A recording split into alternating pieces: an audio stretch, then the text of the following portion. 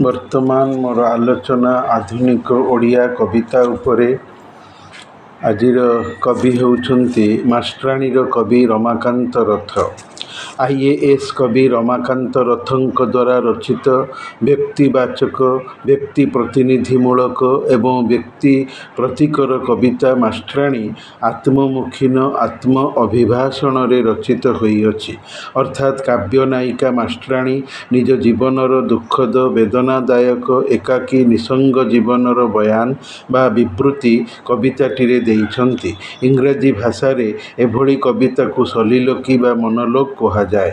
ଅନ୍ୟ ଅର୍ଥରେ ଏହା ସ୍ୱଗତ ଗୀତିକା, ଯେଉଁଠି ଚରିତ୍ର ନିଜ କଥା ନିଜେ କହେ। ଏଭଳି ରୀତିରେ କବିତାଟି ରଚିତ।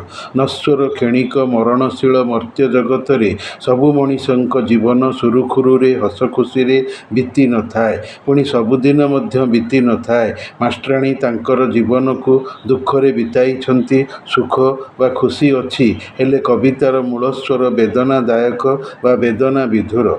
ସୁଖର ବାର୍ତ୍ତାରେ ଦୁଃଖର ଅନୁଭବ ଯଥେଷ୍ଟ ରହିଥିବାର ପାଠକ ଜାଣିପାରିଅଛି। କବିତାଟି ବିବରଣଧର୍ମୀ ହେଲେ ମଧ୍ୟ ଭାଷା ପ୍ରୟୋଗରେ ବୌଦ୍ଧିକତାର ଛାପ, ସାଙ୍କେତିକତାର ଝଙ୍କାର ବା ଧ୍ୱନି ଅନୁରଣିତ ବା ଶୁଣାଯାଏ। ଇଂରାଜୀ କବି ପର୍ସି ବାଇଶି ଶେଲି କହିଛନ୍ତି, "Our sweetest songs are those that tells saddest thoughts." Odia ମାନେ ହେଲା ଆମର ସେହି ସବୁ ସଙ୍ଗୀତ ମହାନ, ଯାହାକି ଆମକୁ ଦୁଃଖରେ ଅଭିଭୂତ କରାଏ। ମାଷ୍ଟରାଣୀ ଏହିଭଳି ଏକ କବିତା ଅଟେ। ଇଂରାଜୀରେ କଥାଟିଏ ଅଛି, "Marriage is made in heaven." ଅର୍ଥାତ୍ ବିବାହକୁ ସ୍ୱର୍ଗରେ ଥାଇ ଭଗବାନ ମଣିଷ ପାଇଁ ପ୍ରସ୍ତୁତ କରିଥାନ୍ତି। ଯାହା ପାଇଁ ପ୍ରସ୍ତୁତ ହୋଇନଥାଏ ବା ଭଗବାନ କରିନଥାନ୍ତି, ସେଭଳି ମଣିଷ ବିବାହ ତା'ର ଜୀବନରେ କରିପାରିନଥାଏ। ବିବାହ ପ୍ରଜାପତି ଘଟସୂତ୍ର କଥା ବୋଲି ଓଡ଼ିଆ ଲୋକବଚନ କହିଥାଏ, ଯୋଉଥିପାଇଁ ଓଡ଼ିଆ ବିବାହର ନିମନ୍ତ୍ରଣ ପତ୍ର କାର୍ଡ଼ରେ କୁହାଯାଇଥାଏ କି "ଓଁ ପ୍ରଜାପତୟେ ନମଃ", ଅର୍ଥାତ୍ ହେ ସୃଷ୍ଟିକର୍ତ୍ତା ବ୍ରହ୍ମା, ତୁମକୁ ନମସ୍କାର କରୁଅଛୁ ବା କରାଯାଉଅଛି। ଏଥିପାଇଁ କୁହାଗଲା କି କବିତାର ଚରିତ୍ର ମାଷ୍ଟରାଣୀ ନିଜେ ଜୀବନରେ ବିବାହ କରିପାରି ନାହାନ୍ତି, ଆଉ ଏଥିପାଇଁ ତାଙ୍କ ଜୀବନରେ ଅଶେଷ କ୍ଷୋଭ ସେ କବିତାରେ ସ୍ୱୟଂ ପ୍ରକାଶ କରିଛନ୍ତି, ଯାହାକି ସ୍ପଷ୍ଟ ଜଣାପଡ଼ିଥାଏ। ଈଶ୍ୱର ତାଙ୍କ ଭାଗ୍ୟରେ ବିବାହ ଯୋଗ ରଖିନଥିଲେ, ସେଥିପାଇଁ ସେ ବିବାହ ହୋଇପାରି ନାହାନ୍ତି। ପ୍ରତ୍ୟେକ ଝିଅ ସଂସାରରେ ସାଧାରଣତଃ ବିବାହ କରିବାକୁ ଚାହିଁଥାନ୍ତି। ବିବାହ କରିସାରିବା ପରେ ଘର ସଂସାର କରିବା ଭିତରେ ପ୍ରତ୍ୟେକ ନାରୀ ବା ସ୍ୱାମୀର ସ୍ତ୍ରୀ ପତ୍ନୀ ପତିଠାରୁ ପିଲା ଚାହାନ୍ତି। ଏହା ସ୍ୱାଭାବିକ ବା ସ୍ୱତଃସିଦ୍ଧ। କେହି ବି ବିବାହିତା ନାରୀ ବନ୍ଧ୍ୟା ରହିବାକୁ ସଚରାଚର ଚାହିଁ ନଥାନ୍ତି। ମାଷ୍ଟରାଣୀ ନିଜ ଜୀବନରେ ଏହା ହେବାକୁ ଚାହିଁଥିଲେ, ହେଲେ ହୋଇପାରି ନାହାନ୍ତି। ଏ ହେଉଛି ତାଙ୍କର ଦ୍ୱିତୀୟ ଅବଶୋଷ। ବାକି ବଳକା ଯାହା ମାଷ୍ଟରାଣୀ ନିଜ ଜୀବନରେ ହୋଇପାରିଛନ୍ତି, ତାହା ବା ସେସବୁ କବିତାରେ ଅଛି। ସାଧାରଣ ମତେ ଶିକ୍ଷକ ବା ଶିକ୍ଷୟିତ୍ରୀ ସତ୍ୟବାଦୀ, ସଦାଚାରୀ, ନିଷ୍ଠାପର, ଆଦର୍ଶମୟ, ଛାତ୍ରବତ୍ସଳ ହୋଇଥାନ୍ତି। ଆଲୋଚ୍ୟ କବିତାର ଏକକ ଚରିତ୍ର ନାୟିକା ମାଷ୍ଟରାଣୀଙ୍କଠାରେ ଉପରୋକ୍ତ ଚାରିତ୍ରିକ ସଦ୍ଗୁଣାବଳୀ ପୂର୍ଣ୍ଣ ଭାବରେ ଭରପୂର ହୋଇ ରହିଅଛି। କବିତା ଏହି କଥା ପାଠକକୁ ସ୍ପଷ୍ଟ ଦର୍ଶାଇଅଛି। କବିତା ବିନ୍ଦୁ ଭିତରେ ସିନ୍ଧୁ ଦର୍ଶନର ରୀତି ଧରେ। ଏହା ବିଶ୍ଳେଷଣ ନୁହେଁ, ସଂଶ୍ଳେଷଣ। ଆନାଲିସିସ୍ ନୁହେଁ, ସିନ୍ଥେସିସ୍। ଯୋଉଥିପାଇଁ କବିତାକୁ କୁହାଯାଏ ବର୍ଣ୍ଣନା ନୁହେଁ, ବ୍ୟଞ୍ଜନା। ଜ୍ଞାନ ପୋଖରୀର ଏହା ହେଉଛି ଟେକା ମାଡ଼, ଯୋଉ ମାଡ଼ରେ ପାଣିରେ ମସ୍ତିଷ୍କ ଗାଡ଼ିଆର ବୁଦ୍ଧି ଜଳରେ ତରଙ୍ଗ ବା ଥ୍ରିଲିଂ ସଞ୍ଜାତ ହୋଇଥାଏ। କବି ପାଠକ ଉଭୟେ ଭାବାବିଷ୍ଟ, ଚିନ୍ତାଗ୍ରସ୍ତ ହୋଇପଡ଼ନ୍ତି କି କେମିତି ଲେଖିବେ, ପ୍ରକାଶିବେ, ଆଉ କେମିତି ମନସାଧ ବୁଝିବେ, ଅବବୋଧ କରିବେ। ତେବେ ଯାଇ ରଚନାର ପଠନର ଜୟଗାନ ହୋଇପାରିବ। ମାଷ୍ଟରାଣୀ କବିତାଟି ବ୍ୟକ୍ତି ଜୀବନର କିଛି ବୈଶିଷ୍ଟ୍ୟକୁ ସୁନ୍ଦର ଭାବରେ ମୂର୍ତ୍ତ ରୂପ ଦେଇଅଛି। କରୁଣ ରସର କବିତା ରମଣୀୟ ହୋଇପାରିଛି। କବିତାଟି ଆକାରରେ ସାମାନ୍ୟ ଦୀର୍ଘ, ତେବେ ବିରକ୍ତିକର ନୁହେଁ। ଏବେ କବିତାର ବୈଷୟିକ ବା ବିଷୟବସ୍ତୁଗତ ଆଲୋଚନା କରାଯାଉଅଛି।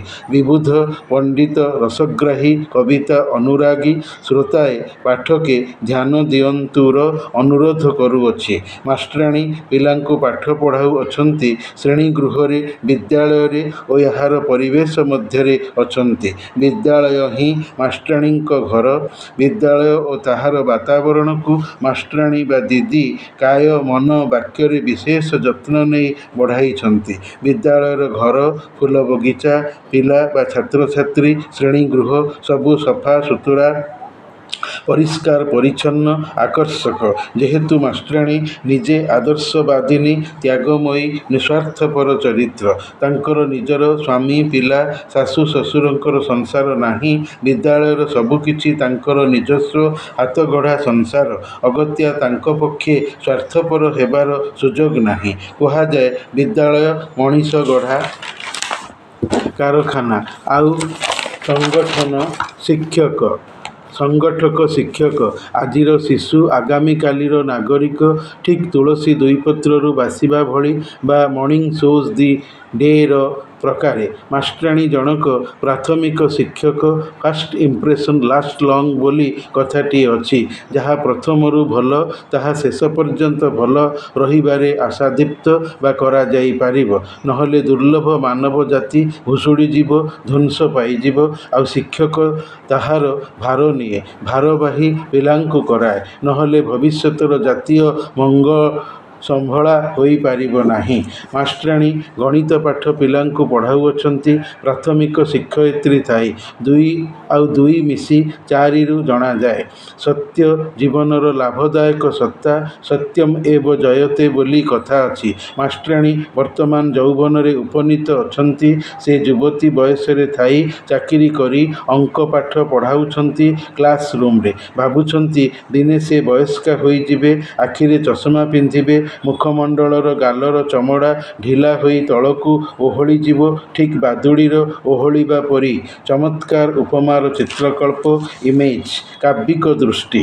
ମୋଟା ଶରୀରକୁ ନେଇ ଘୋଷାଡ଼ି ଚାଲିବେ ବୟସର ଧାପ ଚାପରେ। ସେବେ ମଧ୍ୟ ତାଙ୍କ ଅଙ୍କ ପଢ଼ାଉଥିବେ, ସତ୍ୟ ବୋଲୁଥିବେ, ସତ୍ୟର ନିକଟରେ ଥିବେ। ଅଙ୍କ ବୋଧେ ମାଷ୍ଟ୍ରାଣୀଙ୍କର ପ୍ରିୟ ବିଷୟ ବା ଲାଇକିଂ ସବଜେକ୍ଟ।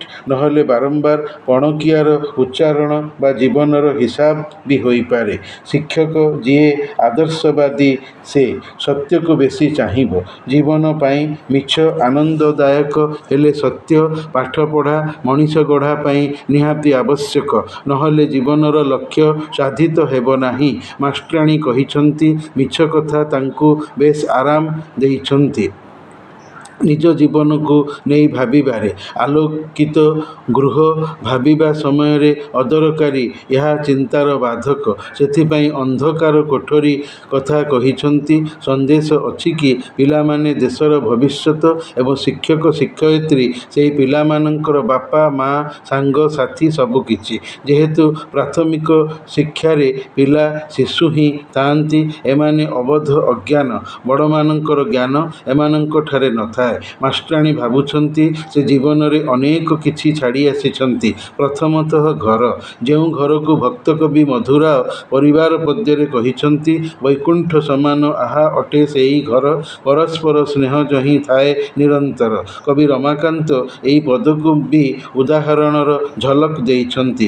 ମାନେ ମାଷ୍ଟ୍ରାଣୀ ନିଜ ପିତୃସଂଗଠିତ ଘର, ଭାଇ ଭଉଣୀ ମିଶା ପରିବାରକୁ ଛାଡ଼ି ସୁଦୂର ଚାକିରି ଜାଗାକୁ ଏକାକିନୀ ଚାଲି ଆସିଛନ୍ତି। ଦ୍ୱିତୀୟରେ ନିଜର ଦାମ୍ପତ୍ୟ ବା ଜାୟାପତିର ସ୍ୱାମୀ ସ୍ତ୍ରୀ ଗଠନର ପାରିବାରିକ ଘର, ଯାହା ସେ ରଚି ନାହାନ୍ତି। ଅଭିଆଡ଼ୀ ଅଛନ୍ତି, ଚିରକୁମାରୀ ଅଛନ୍ତି।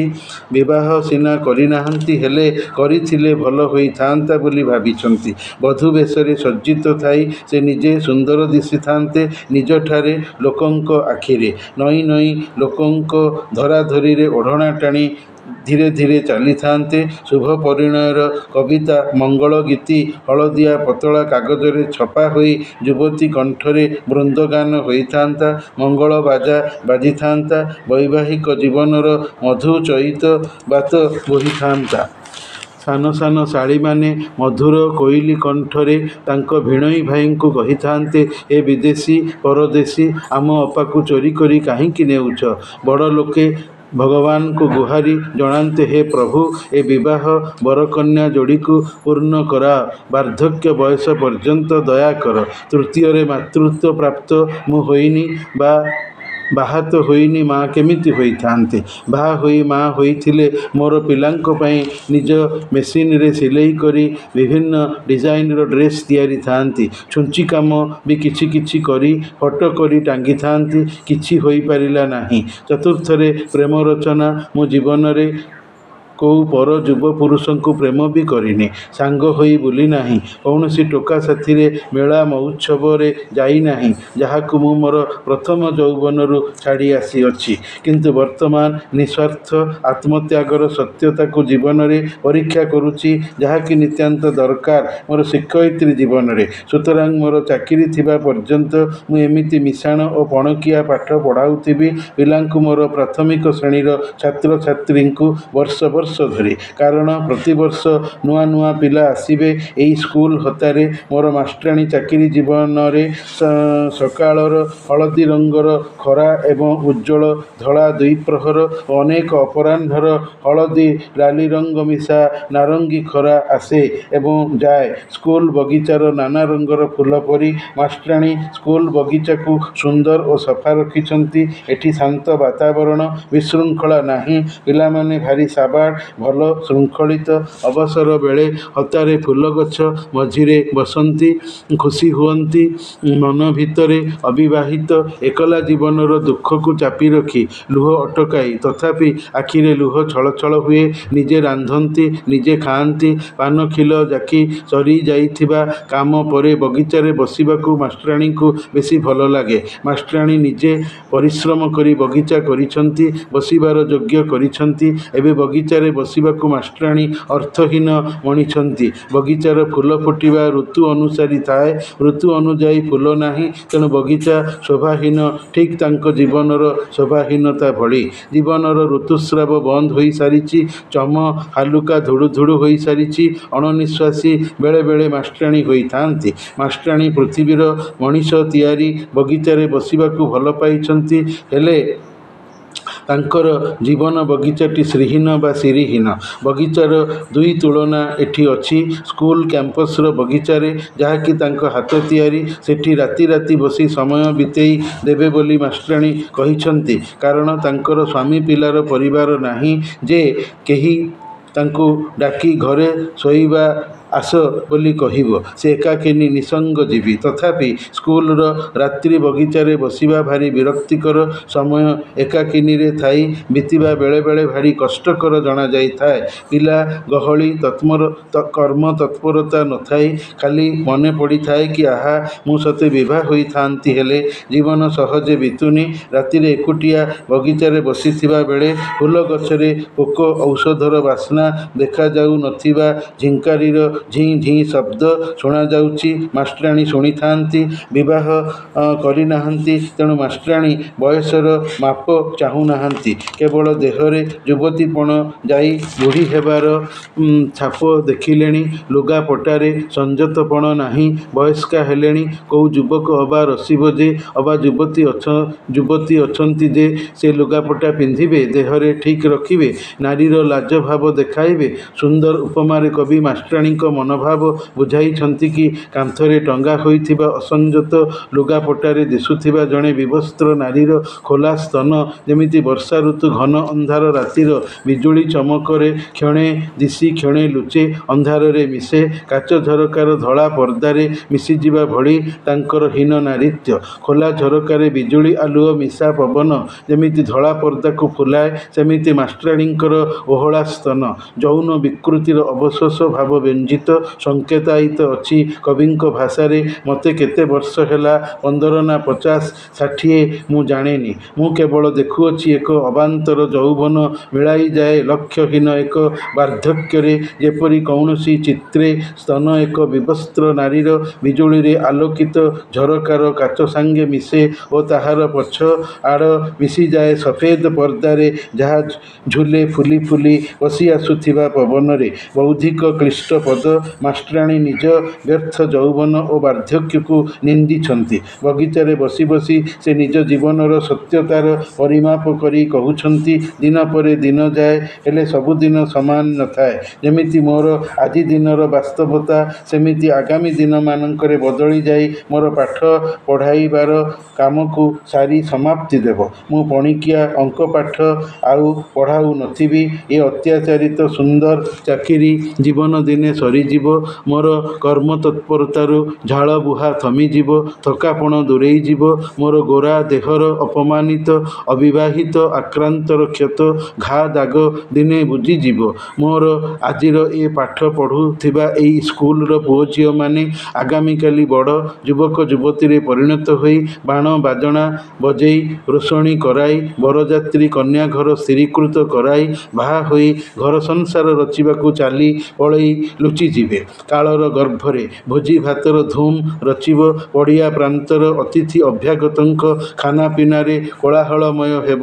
ସେଠି ପୁଣି ବେଲୁନବାଲା ସୁନପାମ୍ପୁଡ଼ିବାଲା ଉଠା ଦୋକାନୀ ପସରା ମେଲିଥିବେ। ପିଲାଏ କିଣୁଥିବେ ଖାଉଥିବେ। ଦିନେ ନା ଦିନେ ଏଇ ଅବସ୍ଥା ଆସିବ ଭବିଷ୍ୟତ ସମୟରେ। ଏମାନେ ଏବେ ମୋ ଦେଶର ଭବିଷ୍ୟତ। ଯେଉଁମାନେ ଏବେ ମୋ ହାତରେ ଅଛନ୍ତି, ହେ ମୋ ଦେଶର ଭବିଷ୍ୟତ, ଆଗାମୀ ସୂତ୍ରଧର ବଂଶଧରମାନେ, ତୁମେମାନେ ପଛ କଥାକୁ ଜମା ଭାବିବ ନାହିଁ। କାରଣ ଗତସ୍ୟ ଶୋଚନା ନାସ୍ତି ବା ଲେଟ୍ ବି ଗନ୍ ବାଏ ବି ଗନ୍ କରିବ ଭାବନାରେ ଖୁସି ମିଳି ନଥାଏ, ମାତ୍ର ଦୁଃଖ ହିଁ ଥାଏ। ଜୀବନର ଲକ୍ଷ୍ୟ ସମ୍ମୁଖ ଗତିରେ ଥାଏ। ତୁମେମାନେ ପରା ଉତ୍ତିଷ୍ଠତ ଜାଗ୍ରତ ପ୍ରାପ୍ୟ ବରାନ୍ନିବୋଧତର ଦାୟାଦ ହେବ। ଉପନିଷଦୀୟ ବାଣୀର ପ୍ରାର୍ଥନାରେ ଶିଖି ନଥିଲ, ସତ କହିବାକୁ କିଆଁ ଡରିବି, ସତ କହି ପଛେ ମଲେ ମରିବିର ବାଣୀକୁ? ସେମିତି ଜୀବନରେ ତୁମେମାନେ ସତ କହିବ, ମଲେ ପଛେ ମରିବ। ହେ ମୋର ଆଜି ସ୍କୁଲକୁ ଆସି ପାଠ ପଢ଼ିସାରି ଘରକୁ ଫେରି ଯାଉଥିବା ହାଲିଆ ହାଲିଆ ଆତ୍ମାମାନେ, କୋମଳମତି ଛୋଟ ମାନବ ଜୀବମାନେ, ସାହସୀ ହେବ, ଆଗୁସାର ହେବ, ପଛେଇବ ନାହିଁ, ଭୟାଳୁ ହେବ ନାହିଁ। କାରଣ ପଛଘୁଞ୍ଚା ନାହିଁ ବୀରର ଜାତକେ, ନମରେ ସେ କେବେ ପରାଣ ଆତଙ୍କେ। ଏ ବାଣୀ ତୁମ ସ୍କୁଲ କାନ୍ଥରେ ମରା ହୋଇଛି ପରା, ଦେଖ ପଢ଼ିନିଅ, ଜୀବନରେ ପ୍ରୟୋଗ କରିବ। ତୁମ ଜୀବନରେ ସୁଖ ଦୁଃଖ ଯାହା ଆସିବ ସବୁକୁ ସମାନ ଭାବିବ। ଜୀବନ ହସର କାନ୍ଦର ପରେ ବି ବଳି ରହିବ, ବଳକା ପଡ଼ିବ। ହେ ପିଲେ, ତୁମେ ହାଲିଆ ହୋଇ ପଡ଼ିଛ ନା? ଆସ ମୋ ଭଳିଆ ବଗିଚାରେ ବସି କ୍ଳାନ୍ତି ମେଣ୍ଟାଅ। ଜୀବନରେ ସାହସ ସଞ୍ଚିବା ପୂର୍ବରୁ ଏ ବଗିଚା ଚମତ୍କାର, କାରଣ ବିଭିନ୍ନ ଫୁଲରେ ଭରା। ସେମିତି ସଂସାର ବଗିଚା ବି ବଡ଼ ବିଚିତ୍ର। ଆରାମରେ ବସ।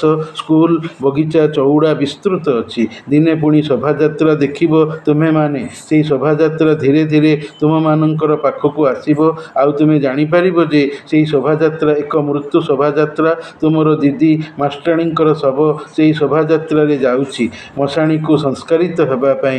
ଖଇ ଓ କଉଡ଼ି ପଡ଼ୁଛି, ଯାହା ପାଇଁ ତୁମ ସ୍କୁଲ ଛୁଟି ହୋଇଅଛି। ମାଷ୍ଟ୍ରାଣୀ ସଂସାରରୁ ମରିଯିବା ପରେ ବି ସବୁକିଛି ତା'ର ପୂର୍ବ ଗତିରେ ସେମିତି ଚାଲିଛି। କବିତାଟି ଆକାରରେ ଦୀର୍ଘ, ମଝିରେ ମଝିରେ ବୌଦ୍ଧିକ ଦୁର୍ବୋଧ୍ୟ ପଦ୍ୟ ବାକ୍ୟ ବୁଝିବାରେ ସାମାନ୍ୟ ବାଧା ଆଣେ। ମୃତ୍ୟୁ ଚେତନା ଜୀବନର ଅବମୂଲ୍ୟାୟିତ କାରୁଣ୍ୟରେ ଦୀପ୍ତ ହୋଇଅଛି। ଶୁଣାଯାଏ କି କବିତାଟି MA ଓଡ଼ିଆ ଶ୍ରେଣୀରେ ପାଠ୍ୟ ଅଛି, ରହିବା ବି ଦରକାର, ଭଲ କବିତା ଥିବା ହେତୁ।